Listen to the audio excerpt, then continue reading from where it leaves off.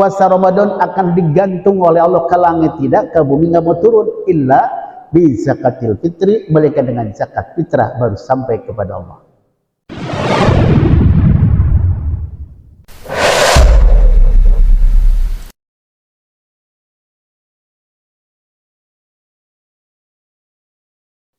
Assalamualaikum warahmatullahi wabarakatuh. Ini ibu belum kompak ya bu. Ya ibu, ada sabda Rasul yang berbunyi afsus salam bainakum tadkhulul jannata bisalam. Sebarkan salam di antaramu, kata Kanjeng Rasul, nanti anda semua akan masuk surga dengan selamat. Mudah-mudahan seluruh jamaah dan keluarga kita termasuk ahli surga Allah. Saya ulangi sekali lagi. Assalamualaikum warahmatullahi wabarakatuh.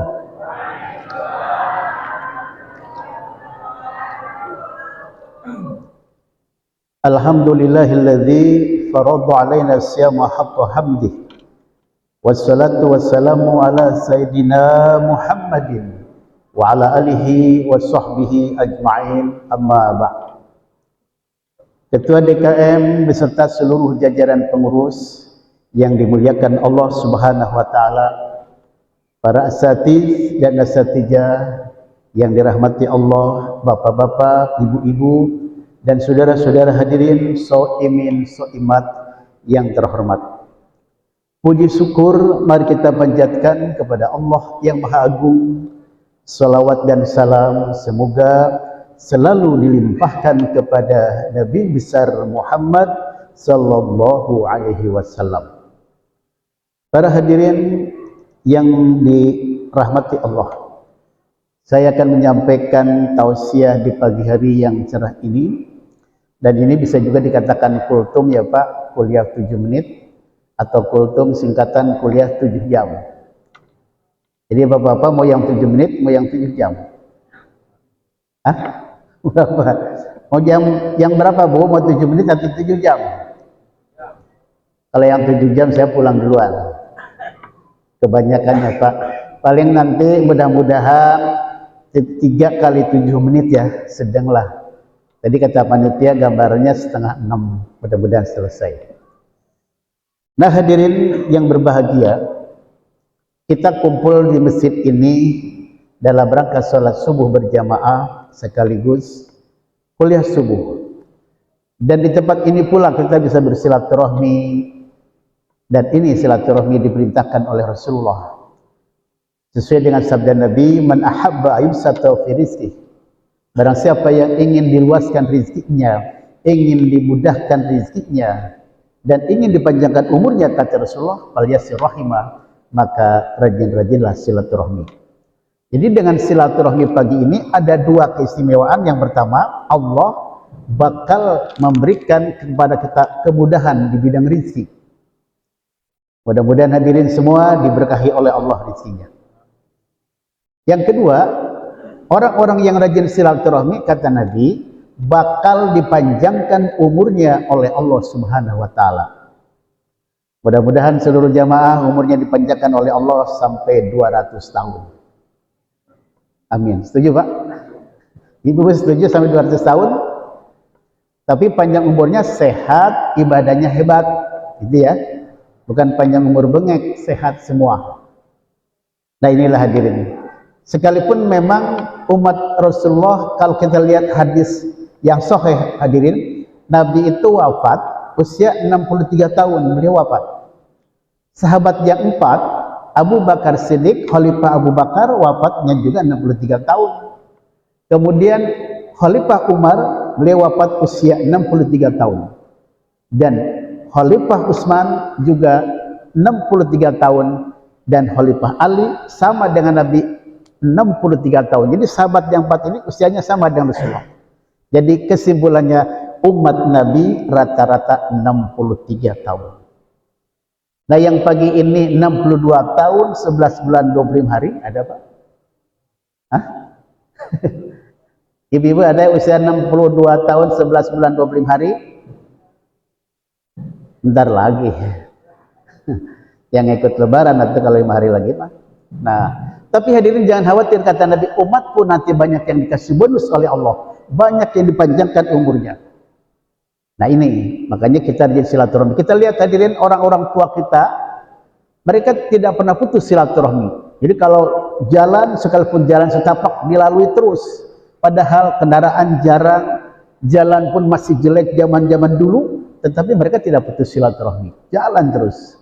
Di abad modern ini, jalan tol di mana-mana sudah sangat bagus dan indah. Jalan pun banyak, alternatifnya kendaraan pun banyak. Kadang-kadang ada orang yang malas untuk silaturahmi. Mudah-mudahan jamaah Masjid Manarul Islam termasuk yang rajin bersilaturahmi. Ya.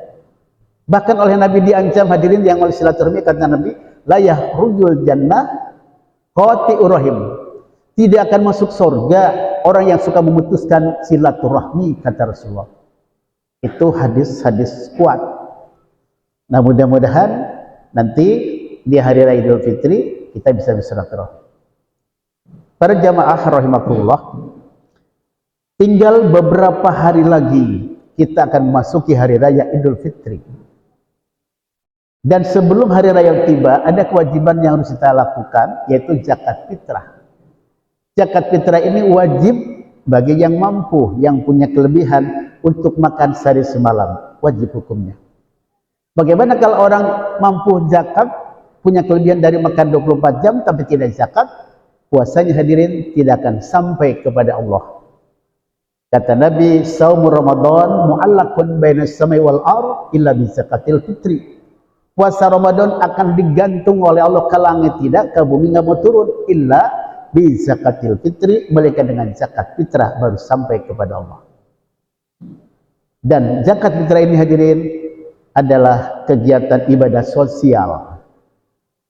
Saudara-saudara kita yang fakir, yang miskin, dengan ada zakat fitrah jadi berkah. Ya, berkah. Dan kita kepedulian kepada mereka, kasih sayang kepada mereka lewat zakat ini.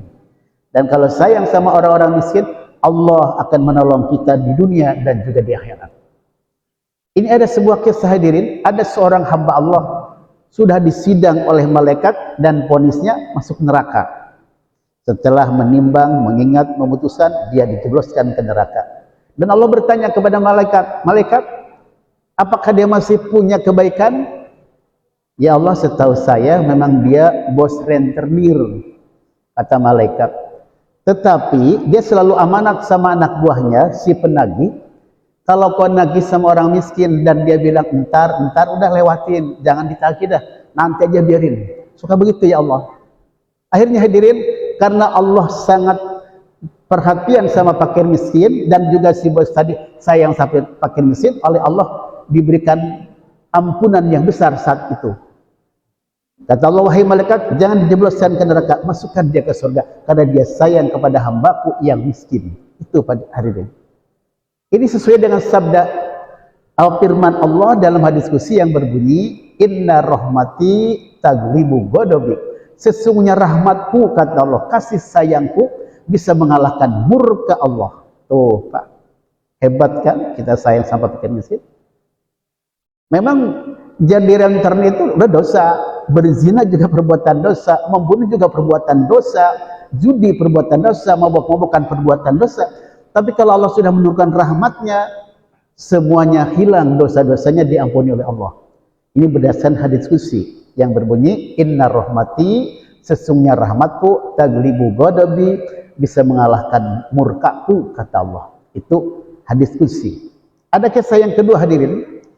Kata Rasul, dulu ada seorang PSK, Pak, pekerja seks komersial. Dia kehausan hadirin ibu-ibu, dia kepanasan, kelaparan, cari air, ketemulah dengan sumur tua, kata Rasulullah.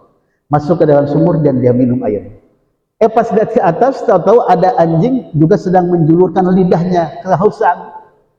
Kata PSK ini, "Aduh, anjing pasti haus seperti saya." Langsung, "Pak, Bu, sepatunya dibuka, diisi air." Lantas naik si PSK ini, dikasih airnya ke anjing. Anjing pun hilanglah rasa hausnya. Kemudian kata Nabi, dia pun dibebaskan oleh Allah dari neraka karena nolong anjing yang sedang kehausan. Inilah hadirin, kalau rahmat Allah turun, begitu hebat si hamba itu mendapat nilai-nilainya dari Allah. Mudah-mudahan jamaah selalu mendapat rahmat Allah dan ridho Allah Subhanahu wa taala. Kita ini Pak, kalau diukur amalan kita mungkin masih sedikit Pak. Amalan sholat masih sedikit, amalan ngaji, amalan puasa atau sedekah mungkin kalau dihitung-hitung belum layaklah masuk surga. Jadi kita masuk surga ini karena dapat rahmat, dapat ampunan, itu kuncinya. Makanya kalau kita berdoa, ya Allah berikan aku rahmat, ya Allah berikan aku ampunan sehingga aku bisa ke surgamu. Nah inilah hadirin, rahmat ini luar biasa. Luar biasa di sisi Allah Subhanahu wa taala. Ya, hebatnya luar biasa. Makanya kita penting doa ingin dapat rahmat dan ridho Allah. Ketika Rasulullah Isra Mi'raj Pak, ibu kan Nabi menghadap Allah langsung, zat Allah. Kata wahai Muhammad, silakan kau minta apa saja. Nabi tidak minta jabatan, Nabi tidak minta harta, Nabi tidak minta pangkat. Tetapi apa yang diminta oleh Nabi? Ya Allah, aku datang padamu hanya minta ridhomu saja. Itu yang diminta oleh Nabi, ridho Allah. Jadi kita pun hadirin puasa, zakat, sholat, dan ibadah-ibadah lain, mintalah ridhonya kepada Allah. Sehingga kita dapat rahmat yang luar biasa, ampunan yang luar biasa hebatnya. Nah ini, makanya kata Nabi, awal Ramadan itu adalah rahmat, kasih sayang Allah. Mudah-mudahan kita semua dirahmati Allah. Setelah putaran 1 sampai ke 10, itu rahmat Allah. Sedangkan pertengahan Ramadan, kata Nabi, maghfirah, ampunan Allah. Ini malam ke-11 sampai malam ke-20. Dan putaran ketiga, itu adalah itqun minan nar, pembebasan dari neraka, malam 21 sampai terakhir Ramadan. Itu itqun minan nar. Mudah-mudahan hadirin semua mendapat sertifikat bebas dari neraka. Amin. Nah hadirin, zakat fitrah ini kalau pakai beras sekitar 2,5 kilo kalau mau di kilo. Lamun di literan sekitar 3,5 liter. Kalau mau pakai uang pun boleh. Jadi kata Imam Malik, silakan zakat pakai uang, diuangkan boleh. Kalau mazhab Syafi'i harus pakai beras. Makanya kalau kiai-kiai di daerah suka ada beras, kemudian dia pakai uang, nah beli beras dulu ya, karena beras diberasin, nah baru didoain. Suka begitu, karena ini apa fanatik mazhab Syafi'i, Imam Syafi'i itu begitu. Tapi intinya beras sah, uang pun sah. Intinya dua-duanya bisa dipakai untuk zakat. Dan zakat ini hadirin menurut Nabi bisa menambal puasa kita yang ada nilai-nilai cacat. Misalnya puasa kita punya kekurangan, punya masalah, sehingga Allah memberikan dispen kepada kita dengan zakat fitrah, kekurangan puasa tadi jadi tertutup, jadi sempurna semua. Mudah-mudahan puasa kita tidak ada cacatnya, sehingga zakat pun juga mulus, semua yang serba mulus. Nah ini, itu ya Pak, itu dalam masalah zakat ibu. Para jamaah rahimakumullah, yang kemudian selain yang wajib kita keluarkan zakat fitrah, kita dalam rangka menyambut Idul Fitri, ketika datang malam hari raya Idul Fitri, bertakbir. Kata Nabi, zainu a'yadakum bitakbir. Hiasilah hari rayamu dengan takbir. Takbir di masjid, di musholla, di majlis taklim, atau sedang di pasar hadirin, boleh takbir di pasar. Atau sedang mudik, boleh takbir ketika mudik. Boleh di kendaraan, di pesawat, di kereta api, di mana saja di tempat-tempat yang baik disunahkan untuk bertakbir. Ini perintah Kangjeng Rasulullah. Kita besarkan nama Allah yang indah, yang agung, yang luar biasa. Bertakbir. Dan kemudian jangan lupa tiba hari raya, pagi-paginya kita sholat id, Idul Fitri. Ini sunnah muakkad, artinya penting bagi kita untuk melaksanakan sholat id. Sangat penting. Karena Nabi selalu melaksanakan sholat id. Dan ini bagusnya berjamaah. Tapi kalau bapak-bapak, ibu-ibu ada uzur, misalnya sakit, nggak bisa nih ke Manarul Islam, boleh sholat Idul Fitri sendirian, itu sah, nggak apa-apa. Kalau sedang ada uzur mah ya, silakan sholat Idul Fitri sendirian di rumah. Tapi nggak usah pakai khutbah sendiri, ini udah sholatnya aja, cukup sholatnya aja. Kalau di masjid kan ada khutbah, itu lain ya. Kalau sendirian nggak usah. Nah ini. Nah selesai sholat id, kita bersilaturahmi dengan saudara, dengan tetangga, dengan sahabat bersilaturahmi. Karena silaturahmi ini sangat penting.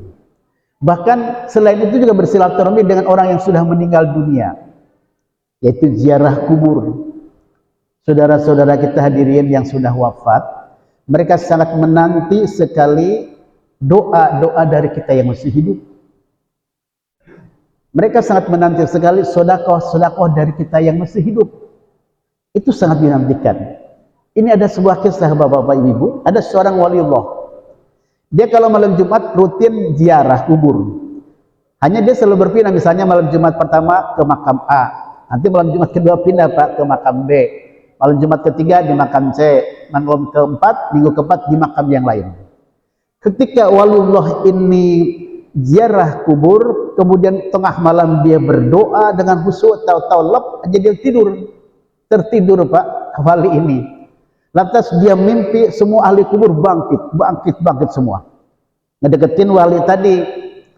Dan itu orang yang bangkit dalam kubur hadirin pakai baju yang bagus semua, dan dinampan banyak makanan yang lezat-lezat. Tahu seorang wali lihat orang bangkit dari kubur, bajunya jelek, kumel, rambutnya kusut, mukanya pucat pasi, dan dinampan kosong, tidak ada makanan sedikit pun. Kan ini aneh, yang lain dapat makanan, Pak ini kosong. Wali tadi nanya, wahai hamba Allah, kok kenapa orang-orang mah bajunya bagus-bagus kok dekil, kayak nggak pernah di laundry bu, dekil itu orang, wajahnya menyedihkan, kok pegang nampannya kosong, gak ada makanan, kenapa bisa begini? Dijawab oleh si hamba tadi, Bapak, aku ini orang yang dilupakan oleh keluargaku, tidak pernah didoain, tidak pernah dikirimin Fatihah, tidak pernah dikirimin sedekah. Ya beginilah nasib menyedihkan di alam kubur. Kata wali tadi, di mana kok alamatnya? Ditulis, alamatnya di sini Pak. Tapi ibu kalau ketemu bapak nggak mungkin percaya. Jadi gini kata si orang yang tadi miskin di dalam kubur, bapakku sudah meninggal Pak. Dia naruh uang jumlahnya sekian ribu real. Ditaruhnya rahasia, tapi aku tahu tempatnya di sini. Tolong sampaikan ke ibu. Kata si anak tadi, ibuku masih hidup. Baik, kata wali tadi. Tahu-tahu ketika selesai ngobrol, wali itu bangun. Dari tidurnya bangun, Bu. Bangun. Paginya dicari, alamatnya kan lengkap, dicari. Ketemu rumah ibunya almarhum tadi. Ketemu.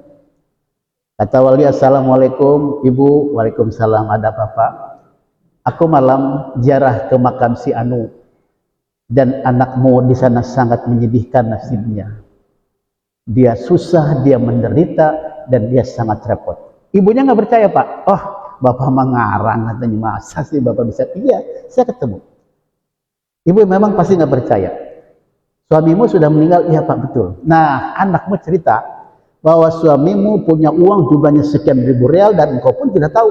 Tapi ini dikasih tahu tempatnya di sini. Dicari oleh ibu di rumah itu. Ternyata ketemu. Pas ketemu, uangnya pun sama sesuai yang disebutkan anaknya tadi yang meninggal. Di situ ibunya kaget, baru dia percaya. Oh benar si bapak ini ketemu dengan almarhum anaknya itu. Dia sedih, ibunya dia nangis. Pak, ini uang tolong ya bawa sama bapak semua. Bagikan Pak, sedekahkan pahalanya untuk anakku. Baik kata wali tadi, dibawa Pak uangnya semua, karena sudah disedekahkan, dibagi-bagi untuk fakir miskin dan orang-orang yang membutuhkan. Nah, malam Jumat berikutnya hadirin, wali ini ziarah lagi, tapi bukan ke makam yang ada bocah kemarin yang bocah ledok, pindah tempat. Misalnya ke makam B yang keduanya, minggu kedua. Ketika wali ziarah dan dia tengah malam berdoa dengan khusyuk, lep tidur lagi.